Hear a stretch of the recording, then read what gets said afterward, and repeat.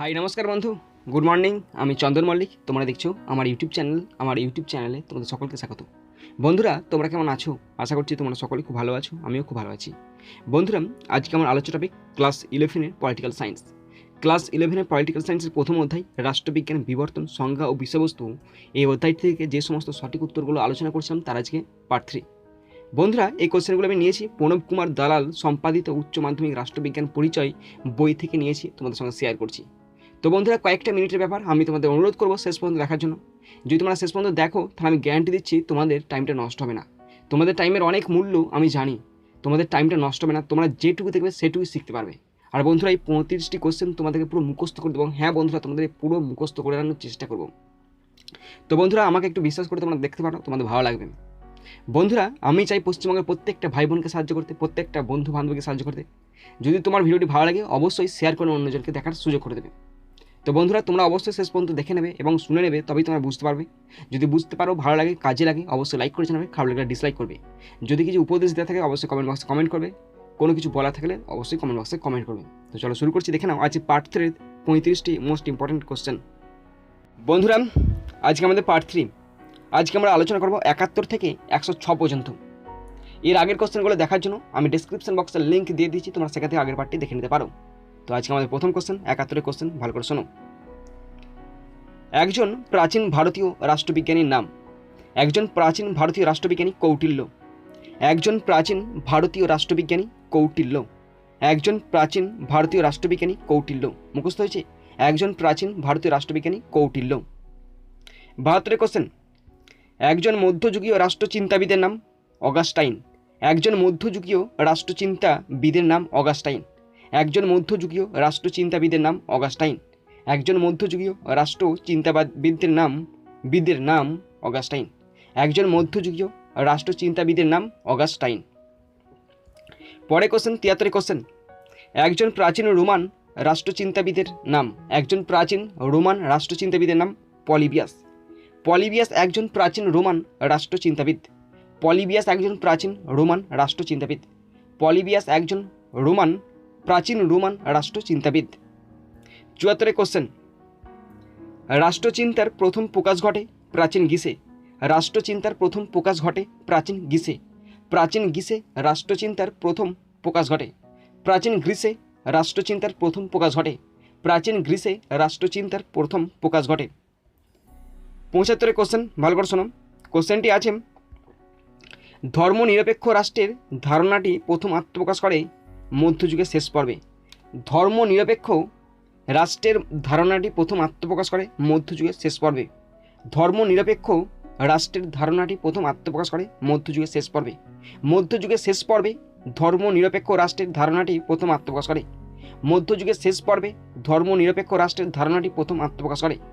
মধ্যযুগের শেষ পর্বে ধর্মনিরপেক্ষ রাষ্ট্রের ধারণাটি প্রথম আত্মপ্রকাশ করে। পরে কোশ্চেন, 76 কোশ্চেন। কোশ্চেনটি আছে, রাজনীতির ধর্মনিরপেক্ষীকরণের সূত্রপাত ঘটান।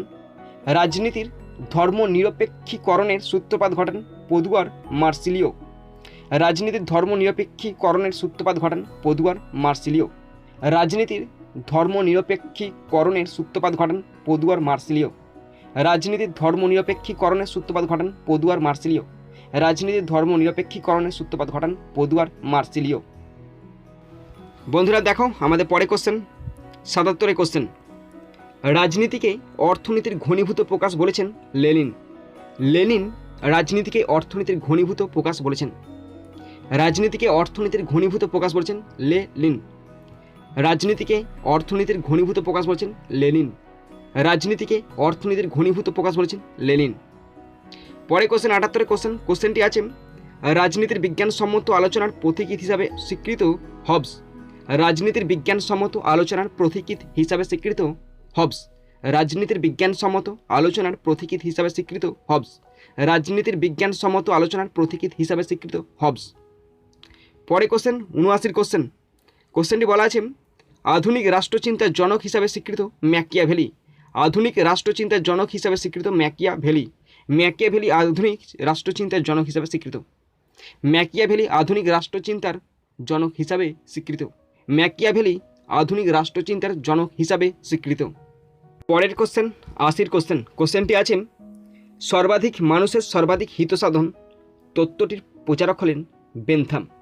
সর্বাধিক মানুষের সর্বাধিক হিতসাধন তত্ত্বটির প্রচারক বেনথাম। সর্বাধিক মানুষের সর্বাধিক হিতসাধন তত্ত্বটির প্রচারক বেনথাম। বেনথাম বলেছেন সর্বাধিক মানুষের সর্বাধিক হিতসাধন। সর্বাধিক মানুষের সর্বাধিক হিতসাধন তত্ত্বটির প্রচারক বেনথাম। সর্বাধিক মানুষের সর্বাধিক হিতসাধন তত্ত্বটির প্রচারক বেনথাম। 81 কোশ্চেন হবে 81 কোশ্চেন।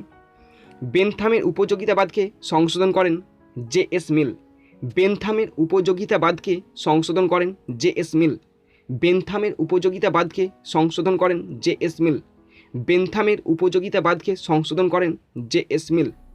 বেনথামের উপযোগিতাবাদকে সংশোধন করেন জে.এস. মিল। বেনথামের উপযোগিতাবাদকে সংশোধন করেন জে.এস. মিল।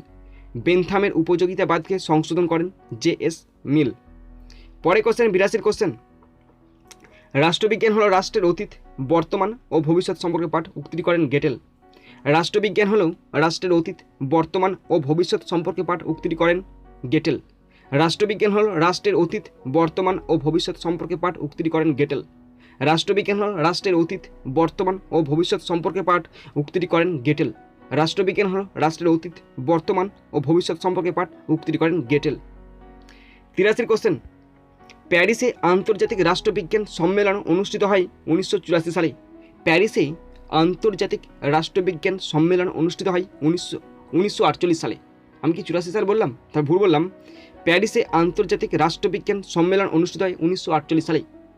প্যারিসে আন্তর্জাতিক রাষ্ট্রবিজ্ঞান সম্মেলন অনুষ্ঠিত হয় 1948 সালে। পরে কোশ্চেন 84 কোশ্চেন। রাষ্ট্রবিজ্ঞানের আলোচনাকে রাষ্ট্র, সরকার এবং আইন এই তিনটি বিষয়ের মধ্যে সীমিত রাখতে চেয়েছেন উইলবি।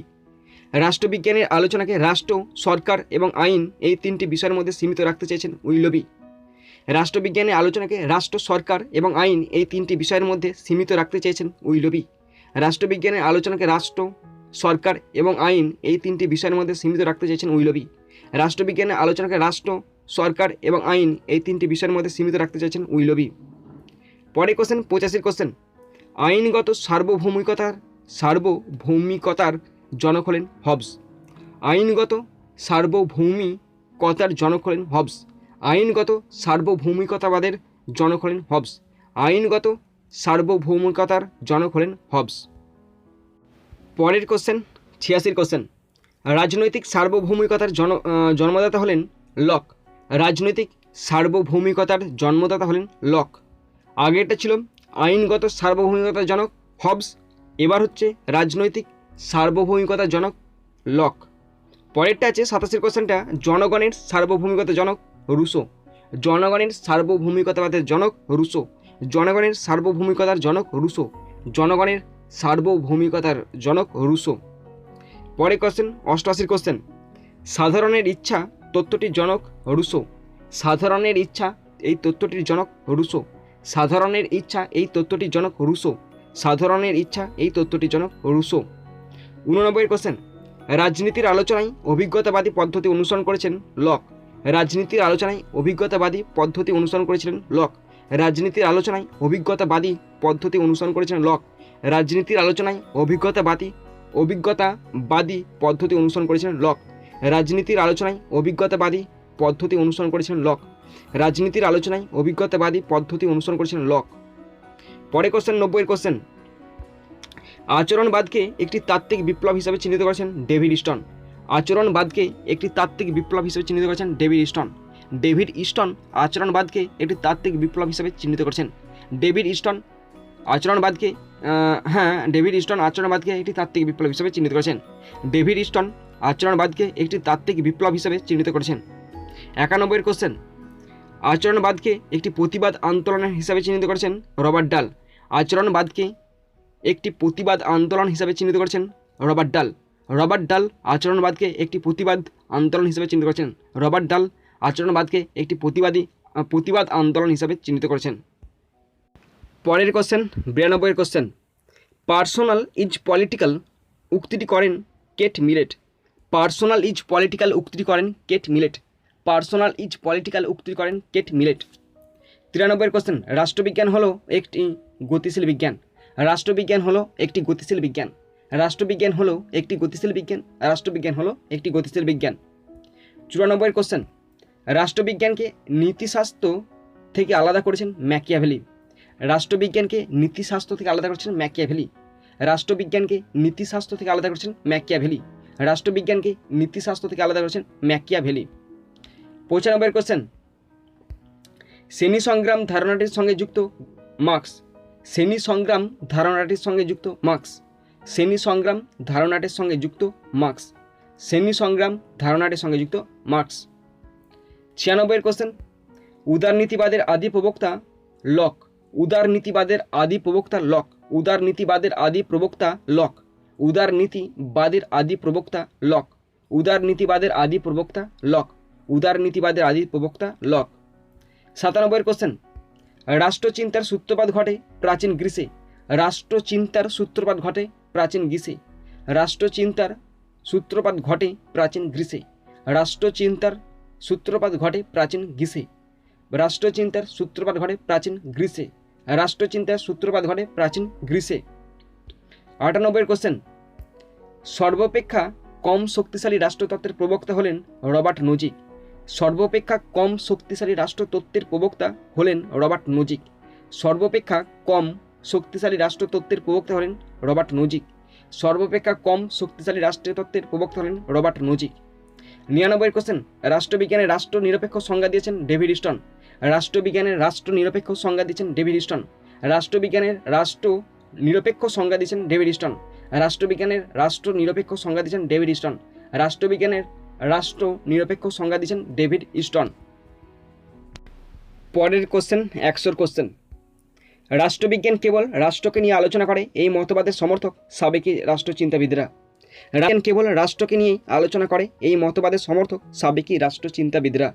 রাষ্ট্রবিজ্ঞান কেবল রাষ্ট্রকে নিয়ে আলোচনা করে এই মতবাদের সমর্থক সাবেকি রাষ্ট্রচিন্তাবিদরা। রাষ্ট্রবিজ্ঞান কেবল রাষ্ট্রকে নিয়ে আলোচনা করে এই মতবাদের সমর্থক সাবেকি রাষ্ট্রচিন্তাবিদরা। রাষ্ট্রবিজ্ঞান কেবল রাষ্ট্রকে নিয়ে আলোচনা করে এই মতবাদের সমর্থক সাবেকি রাষ্ট্রচিন্তাবিদরা। পরে কোশ্চেন 101 কোশ্চেন, কোশ্চেনটি আছে, অ্যারিস্টটল কোন দেশের রাষ্ট্র দার্শনিক? অ্যারিস্টটল প্রাচীন গ্রিসের রাষ্ট্র দার্শনিক। অ্যারিস্টটল প্রাচীন গ্রিসের রাষ্ট্র দার্শনিক। অ্যারিস্টটল প্রাচীন গ্রিসের রাষ্ট্র দার্শনিক। অ্যারিস্টটল প্রাচীন গ্রিসের রাষ্ট্র দার্শনিক। অ্যারিস্টটল প্রাচীন গ্রিসের রাষ্ট্র দার্শনিক। অ্যারিস্টটল প্রাচীন গ্রিসের রাষ্ট্র দার্শনিক। অ্যারিস্টটল প্রাচীন গ্রিসের রাষ্ট্র দার্শনিক। 102 কোশ্চেন, কোশ্চেনটি আছে, মানুষকে রাজনৈতিক প্রাণী বলেছেন অ্যারিস্টটল। মানুষকে রাজনৈতিক প্রাণী বলেছেন অ্যারিস্টটল। মানুষকে রাজনৈতিক প্রাণী বলেছেন অ্যারিস্টটল। 103 কোশ্চেন, একজন গণতান্ত্রিক সমাজতন্ত্রীর নাম বার্নস্টাইন। একজন গণতান্ত্রিক সমাজতন্ত্রীর নাম বার্নস্টাইন। একজন গণতান্ত্রিক সমাজতন্ত্রীর নাম বার্নস্টাইন। একজন গণতান্ত্রিক সমাজতন্ত্রীর নাম বার্নস্টাইন। একজন গণতান্ত্রিক সমাজতন্ত্রীর নাম বার্নস্টাইন। 104 কোশ্চেন, রাজনীতির প্রথম বিজ্ঞানসম্মত ব্যাখ্যাকার ছিলেন রাজনীতির প্রথম বিজ্ঞানসম্মত ব্যাখ্যাকার ছিলেন হবস। রাজনীতির প্রথম বিজ্ঞানসম্মত ব্যাখ্যাকার ছিলেন হবস। রাজনীতির প্রথম বিজ্ঞানসম্মত ব্যাখ্যাকার ছিলেন হবস। রাজনীতির প্রথম বিজ্ঞানসম্মত ব্যাখ্যাকার ছিলেন হবস। 105 কোশ্চেন, রাষ্ট্রবিজ্ঞান একটি প্রগতিশীল বিজ্ঞান বলেছেন লর্ড ব্রাইস। রাষ্ট্রবিজ্ঞান একটি প্রগতিশীল বিজ্ঞান, এই কথা বলেছেন লর্ড ব্রাইস। লর্ড ব্রাইস বলেছেন যে রাষ্ট্রবিজ্ঞান একটি প্রগতিশীল বিজ্ঞান। লর্ড ব্রাইস বলেছেন রাষ্ট্রবিজ্ঞান একটি প্রগতিশীল বিজ্ঞান। রাষ্ট্রবিজ্ঞান একটি প্রগতিশীল বিজ্ঞান, এটি বলেছেন লর্ড ব্রাইস। রাষ্ট্রবিজ্ঞান একটি প্রগতিশীল বিজ্ঞান, এটি বলেছেন লর্ড ব্রাইস। রাষ্ট্রবিজ্ঞান একটি প্রগতিশীল বিজ্ঞান, এটি বলেছেন লর্ড ব্রাইস। আমাদের শেষ কোশ্চেন 106 কোশ্চেন, কোশ্চেনটি আছে, প্যারিসে কোন সালে আন্তর্জাতিক রাষ্ট্রবিজ্ঞান সম্মেলন অনুষ্ঠিত হয়? 1948 সালে। প্যারিসে 1948 সালে আন্তর্জাতিক রাষ্ট্রবিজ্ঞান সম্মেলন অনুষ্ঠিত হয়েছিল। প্যারিসে 1948 সালে আন্তর্জাতিক রাষ্ট্রবিজ্ঞান সম্মেলন অনুষ্ঠিত হয়েছিল। প্যারিসে 1948 সালে প্যারিসে 1948 সালে আন্তর্জাতিক রাষ্ট্রবিজ্ঞান সম্মেলন অনুষ্ঠিত হয়েছিল। প্যারিসে 1948 সালে প্যারিসে 1948 সালে রাষ্ট্রবিজ্ঞান সম্মেলন অনুষ্ঠিত ছিল।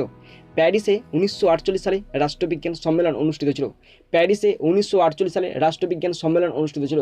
প্যারিসে 1948 সালে রাষ্ট্রবিজ্ঞান সম্মেলন অনুষ্ঠিত ছিল। প্যারিসে 1948 সালে রাষ্ট্রবিজ্ঞান সম্মেলন অনুষ্ঠিত হয়েছিল। প্যারিসে 1948 সালে রাষ্ট্রবিজ্ঞান সম্মেলন অনুষ্ঠিত হয়েছিল। বন্ধুরা, আশা করি তোমরা সকলে শেষ পর্যন্ত দেখেছো। যারা দেখেছো তাদেরকে আমার অসংখ্য ধন্যবাদ। তো বন্ধুরা, এরপরে ভিডিও আসতেই থাকবে। এখানেই শেষ করছি। সুন্দর থাকবে, সুস্থ থাকবে। টেক কেয়ার, থ্যাংক ইউ, জয় হিন্দ, বন্দে মাতারাম।